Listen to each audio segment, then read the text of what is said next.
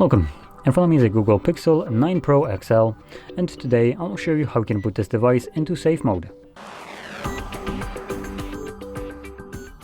So to get started, you will want to pull down your notifications twice, and then from the bottom click on the power button and hold power off. When you do so, it then changes into reboot to safe mode.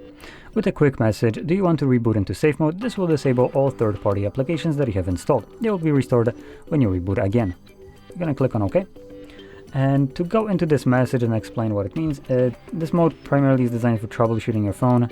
So if you have some kind of problem with an application that is just basically making usability of your Android almost impossible, and you can't get rid of the application, you could try to boot into this mode, safe mode, and then deal with that application from safe mode. As in safe mode, the application wouldn't be able to cause you any kind of problems, as it cannot start itself up, nor can you even start it up. And in here we look to have no applications that can showcase this with. But if you have applications installed by you, they will probably be visible on one of the pages, and they will now be looking gray.